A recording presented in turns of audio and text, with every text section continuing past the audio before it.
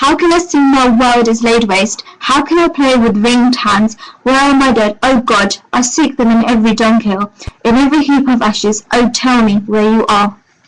So why did you both choose to take part in the Lessons from Auschwitz project? As someone who's half Polish, I've always been really interested in learning about World War II.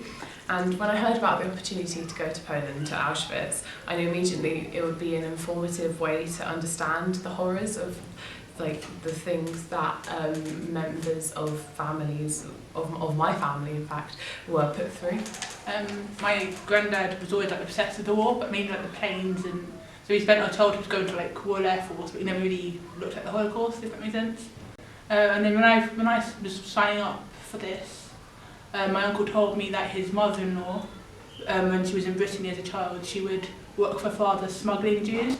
So she'd take little packages to the Jews to make sure they were okay, and then she had no idea what was going on. She couldn't look in the bags, but she unknowingly had helped a lot of families get protection and food. Okay. And what kind of activities did you take part in on the day? So after a very early flight, we landed in Kraków Airport, which is in the south of Poland, and drove straight to Oświęcim, the town in which the Auschwitz camp is situated. And before making our way to the actual camp, we stopped off in the Jewish cemetery in the town, which to our surprise was actually locked when we got there, which we found out was because vandalism still took place in the cemetery, which is really quite upsetting. The cemetery itself was very derelict and deserted, with the graves, many of them falling apart. This was because even though before the war there were 58% Jewish people living in the town, there were now no Jews in Oświęcim. After this we went to Auschwitz. My first thought of the camp was how different it actually was compared to what I was expecting. It was filled with rows of brick buildings which were old army barracks. With our tour guide Anna, we visited 4 specific blocks, and the 2 that really stood out for me were Block 11 and Block 27. Block 11 was dedicated to the torture of the prisoners, and in one particular room we saw a standing prison which was very, very small, only about this big, where 4 to 8 prisoners were expected to stand overnight and then return to work the next day as if they'd had a normal night's sleep, but obviously they hadn't. And Block 27 was more dedicated to the specific stories of prisoners, and there was one room which they had recreated drawings that children had drawn on the walls in Auschwitz, and they were just drawing what they could see, and there were some quite disturbing images. After Auschwitz went to Birkenau, which is Auschwitz 2. One thing I remember when we got there, because we'd already walked around the cemetery and the Auschwitz 1, and we were all kind of getting, well, not tired, we'd been walking for hours that day, and some of us were kind of flagging a bit. And I remember the guide we had from the trust saying to us, this place isn't built for comfort, and that's something that I've remembered. And it's kind of thinking, we've been here for 3 hours, and they lived here for years, and they went through much worse than we went through.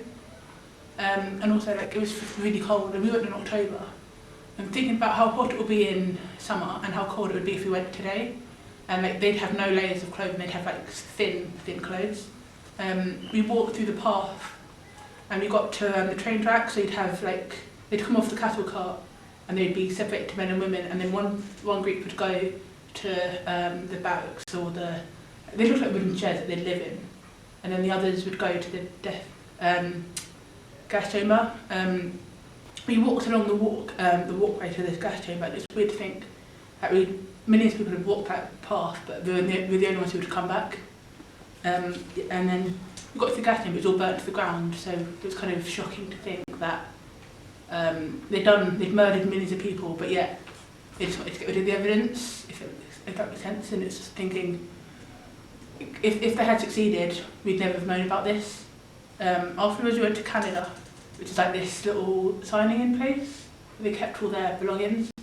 One of the things we saw was a set of keys, and it made us think we'd be going home at the end, and we knew we'd be going home, but they thought they were too, but they'd stay there forever. We ended the day with a service by Rabbi Barry Marcus, and basically he gave a really heartfelt speech, and he was shouting really loudly because it was really special, and well, not special, but it was like really close to his heart that he wanted people to remember.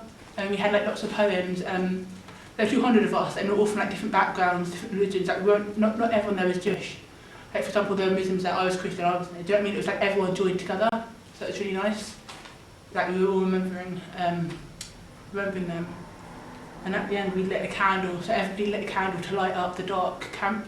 So as you're walking back after the service, you could just see candles everywhere. What did you learn from the experience? Well, one of the main themes throughout the day was not to focus on the statistical figures of the war and how many people died in Auschwitz, but more on the personal stories of specific victims. And so the day helped me understand the effect that these events must have had on millions of specific families across Europe, not just Europe as a whole. I just kind of thought about one thing. So crucially, the Jews weren't the only victims of Hitler's final solution. They were like the disabled, Soviet prisoners of war, homosexuals. That's just 3 examples. But we need to remember everyone as humans, but we still need to respect the Jews, because the Holocaust was specifically the Jews, because Hitler kind of intended, I think we know he intended to get rid of the Jews, but the others were kind of, they just happened, if that makes sense. We need to kind of remember the whole big group, but have the same respect for both, because they're all people who ended up there.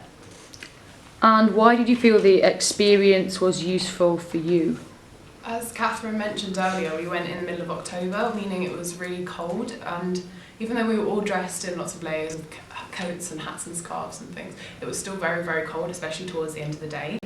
And it helped me to understand just how harsh the conditions must have been for the prisoners there, who were obviously just in striped pyjamas. They weren't dressed as warmly as we were, and yet we were still feeling the cold, probably not even half as much as they would have done.